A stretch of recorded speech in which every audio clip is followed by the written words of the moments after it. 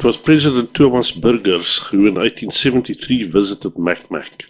He made a grant of £500 to build a road across the mountain, and the contract went to one Abraham Esbach. The road left Leidenburg in a deceptive incline, leading up to a mill of Mr. Curtis, superimposing the modern road over the old wagon routes, which can still clearly be seen next to the R road. During the Anglo-Boer War, the Boers built a series of forts, looking down at Leidenburg and protecting the road.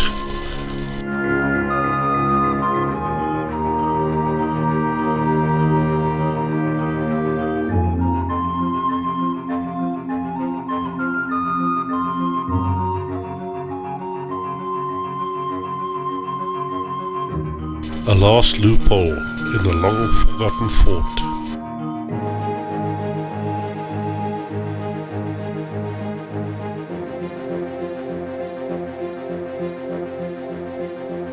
One can still clearly see the line of the old road. This was also the line that the 1953 dirt road took.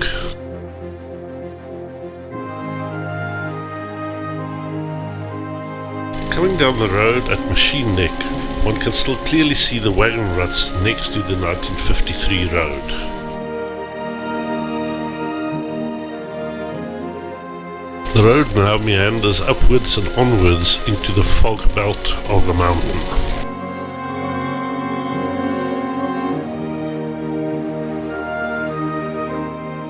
Versierkerk was the first sharp decline towards Mauchsberg. Mauchsberg was so named because the water was so pure that it could make any whiskey taste good.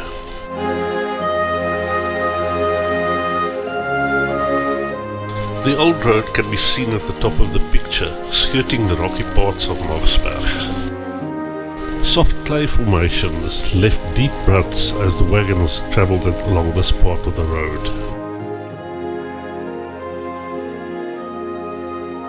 Roland Atcherley, a traveller of 1878, had a terrible mishap here as he grounded the bend.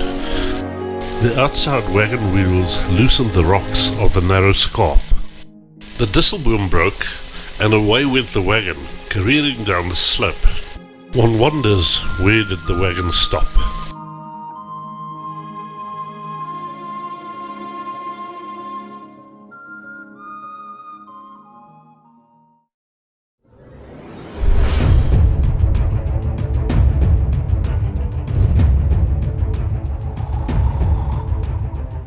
These are portions of the 53 gravel road, because it was built on the old ox wagon route.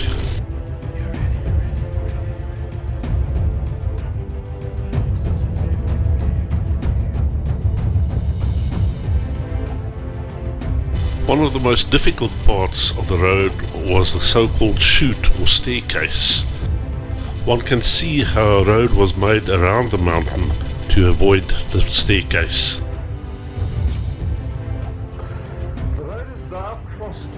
The new tar road is now on the western side of the road, and you can see it running there, all along there.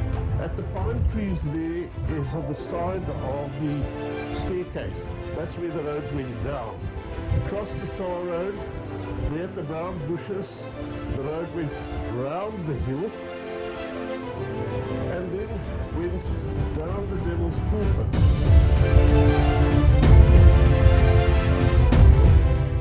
The wagon ruts of the old road which forms the entrance of the staircase.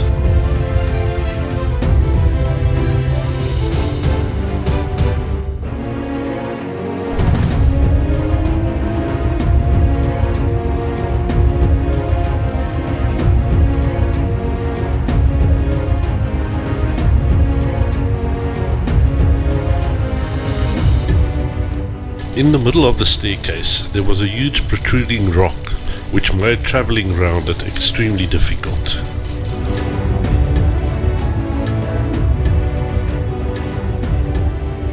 Deep ravines next to the side of the road awaited the unwary traveller.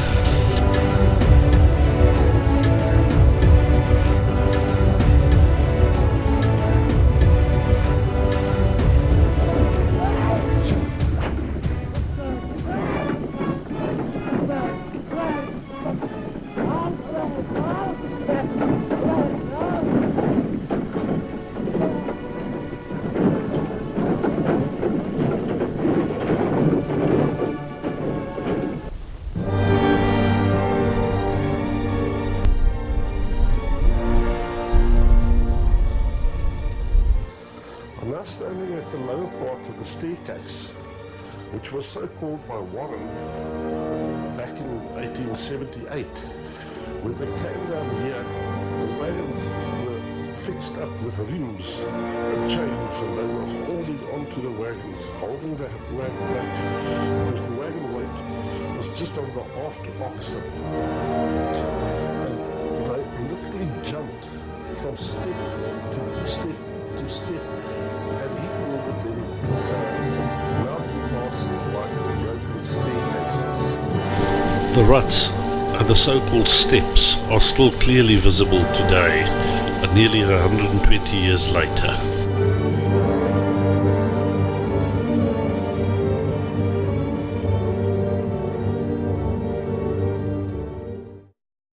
After the staircase, there was a brief flattening of the road as they rounded the bend.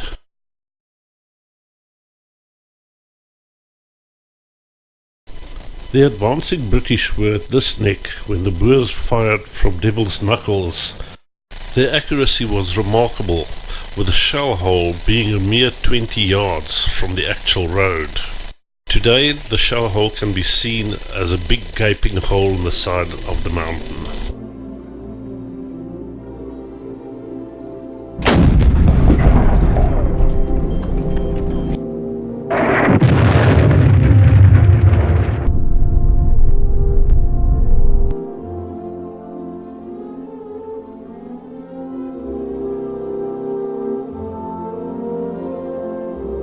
From the brief respite of the neck, the road then drops steeply down what was called the Devil's Pulpit.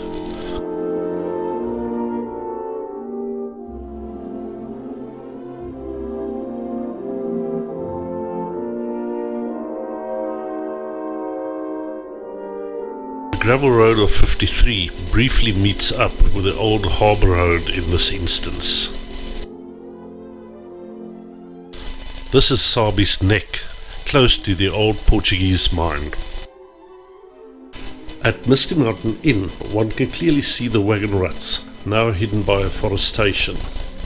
Albacini had a trading post here way back in 1848. This was also the end of the old Boer track. The Long Tom Monument, placed on the first knuckle. The first knuckle has been completely destroyed and remodeled with the building of the modern road.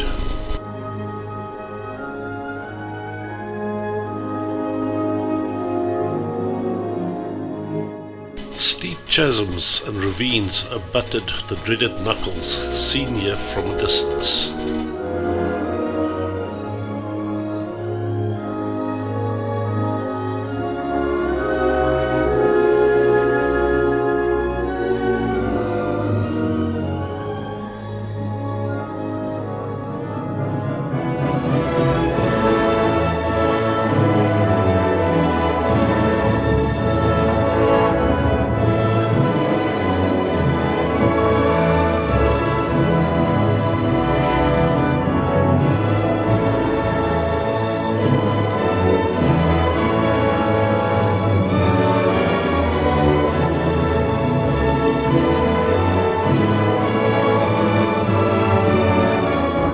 The modern road cannot give us an idea how difficult the original knuckles were. Parts of the Old Harbour Road and the 53 gravel road seen here on the third knuckle.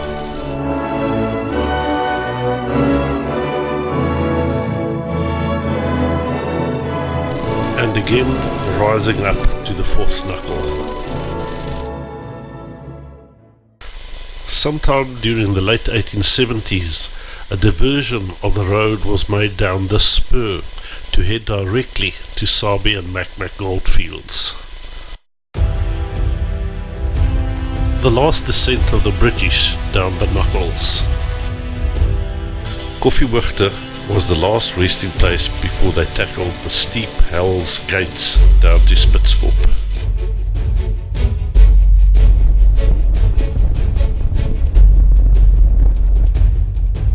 The last part of the road passes the first reservoir ever to be built in the old Suid-Afrikaanse Republic.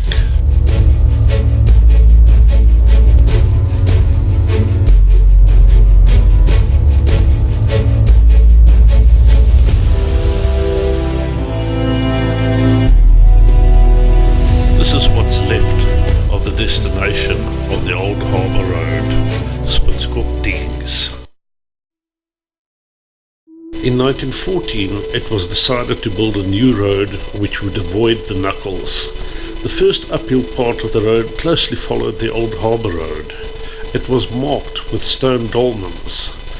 The road went for a while through the rocky part of the top of Mauchsberg and then went down through a notch on the mountainside close to Versierkerf.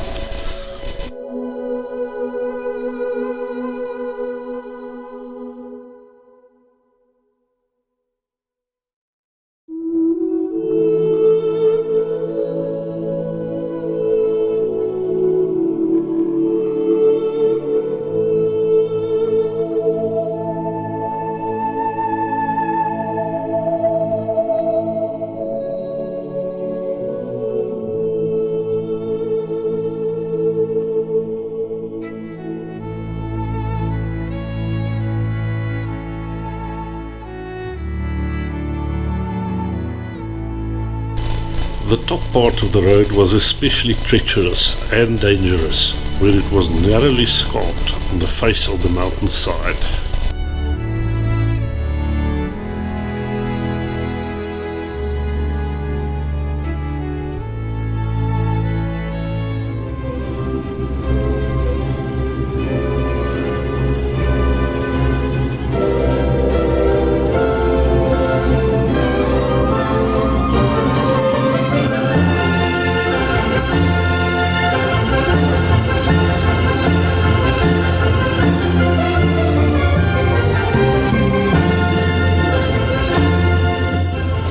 Travelling down this road is still a hair-raising experience.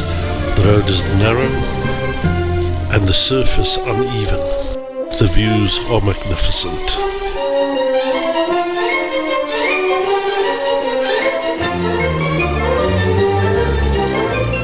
People gather at the opening of the road in 1953.